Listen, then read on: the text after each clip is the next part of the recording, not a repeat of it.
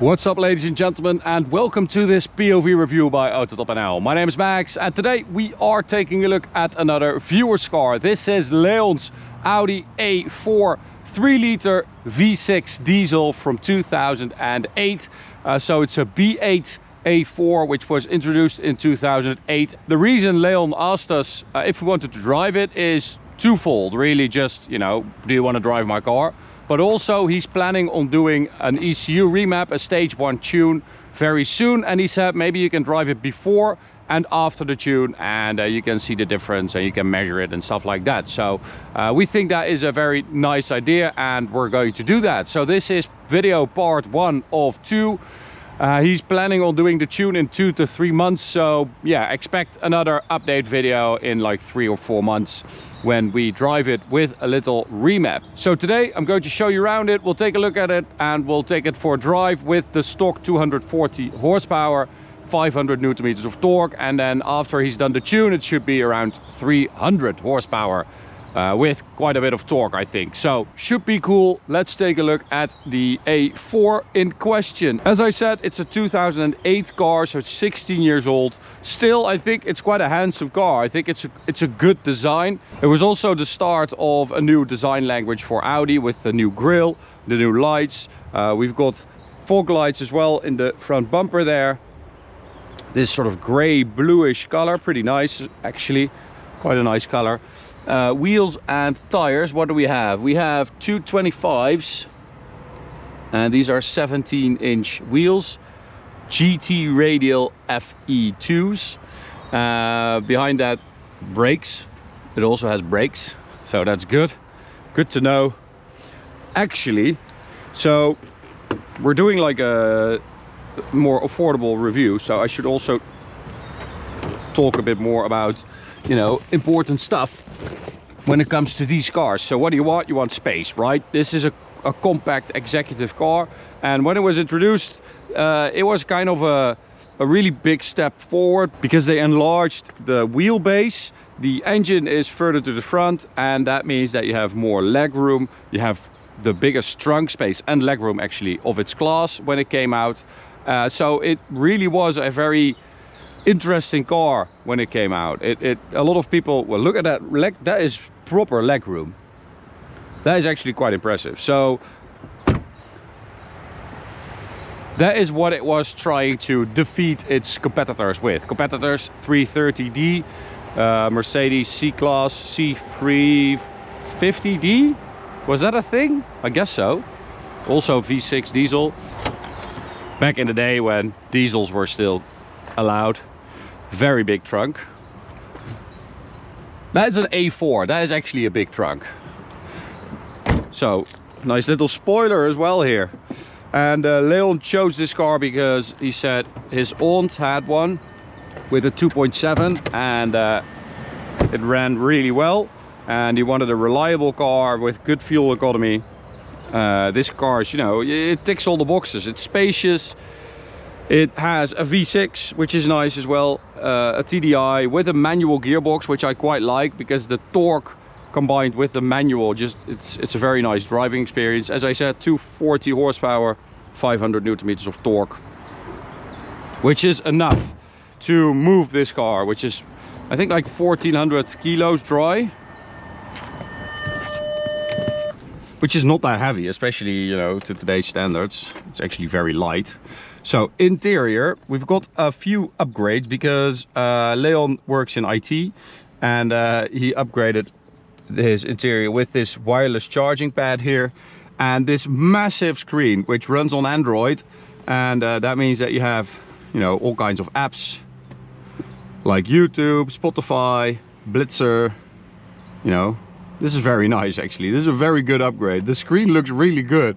I mean, dare I say, it looks and works better than some of the OEM manufacturer systems nowadays. So this is a very cool upgrade, and you can also do like the regular MMI stuff. So you can just use the system.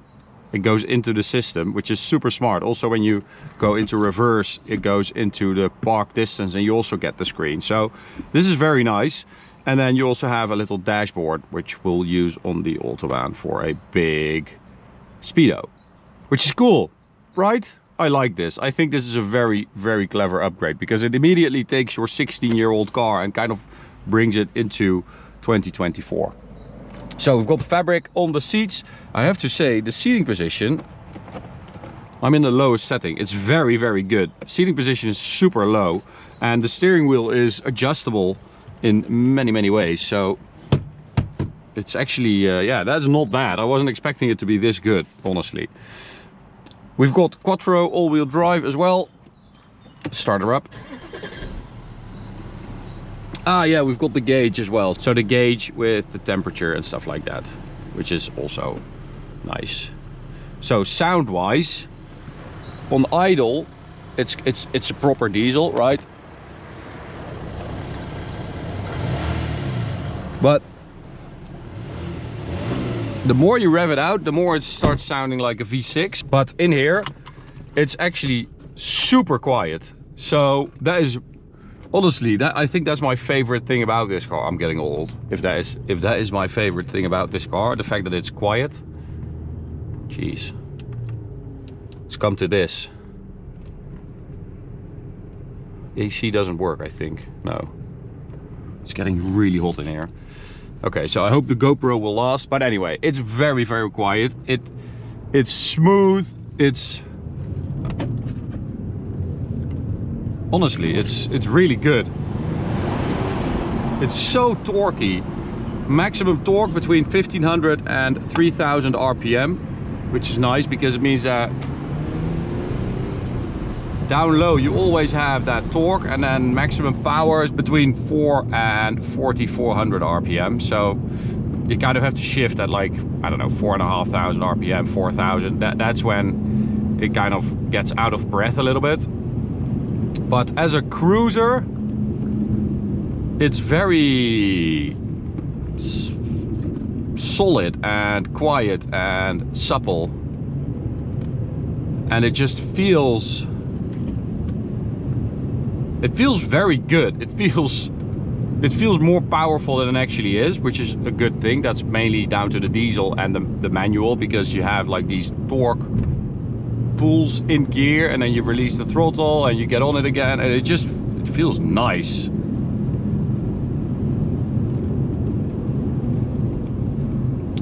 It feels solid, it feels heavy.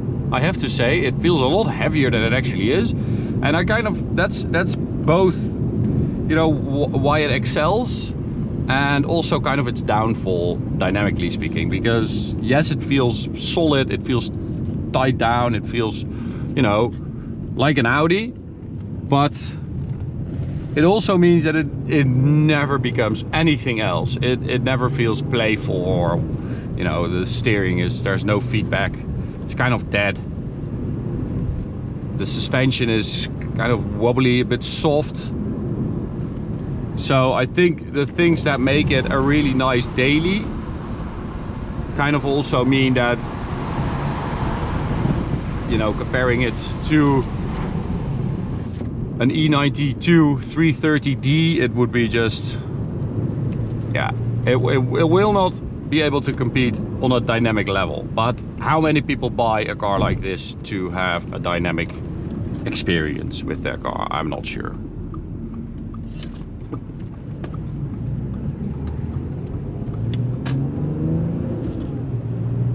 So 0 to 100, I kind of saw a number that I don't believe really. So I think it was like 6.5 seconds, which, I mean, that is just an extraordinary number if you ask me, because the fastest I've been able to do is like 8.1 with, I don't know how I am supposed to do it any quicker. So I'll do another little launchy launch. So first gear,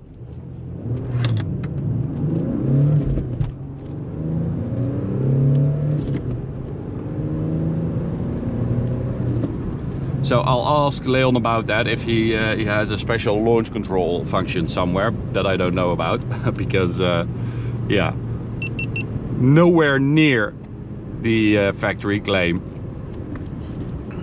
but I'll get into that. Should also be a lot quicker when we drive it with the tune, of course. So, onto the Autobahn.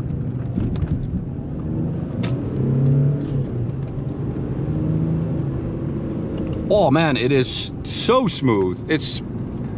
The diesel doesn't feel diesely, you know? It doesn't feel like tractory. It feels smooth and torquey, and oh, if you hit it at the right spot, like you nail it, it feels quick even. Not for very long, because you know then it just runs out of breath, but for like a few seconds you're like, oh, power, which is nice. So top speed also claimed 250 kilometers an hour, if I'm not mistaken. I did 226 GPS earlier and it would not go any faster, so also curious to see about that with the tune. So this is still full throttle from the on-ramp. Have to let off here. So this is GPS speed. Look at that also, I mean, graphically speaking, that is also very appealing. So that's 4th gear, very nice, like for highway overtaking, very strong. But then when you go to 5th gear, you should have a bit more torque, right? Yeah.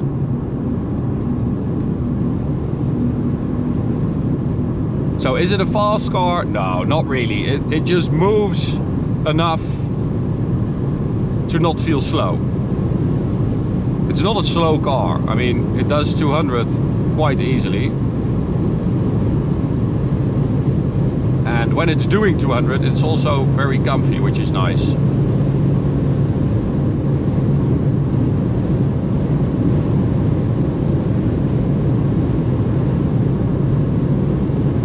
Oh man, it's really hot in here. So 100 to 200, I did 28.2. And you can see in our list where it sits, kind of checks out.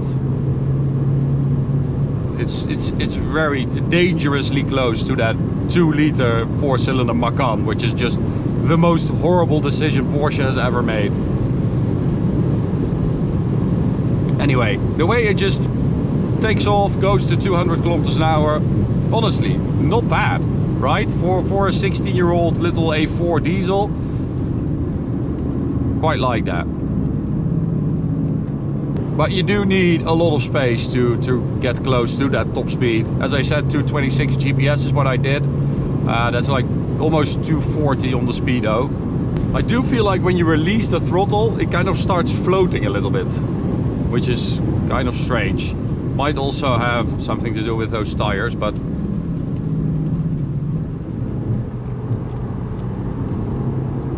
so it does feel planted. I mean, it's just that you don't really feel what's happening underneath, but it kind of does what you expect it to do. And you can, you know, the cornering speeds can be quite high, and because you have quattro, you can like floor it out of basically any corner, like with no loss of traction.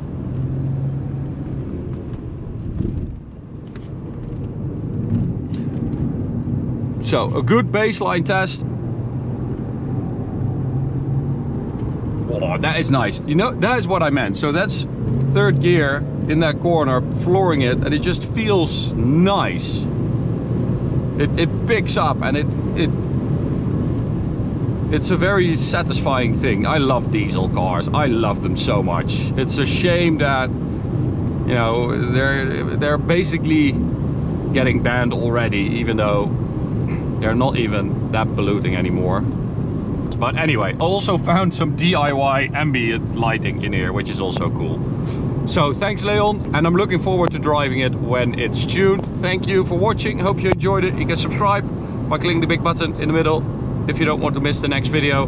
You can also check out this video or this playlist. See you at the next one. Bye.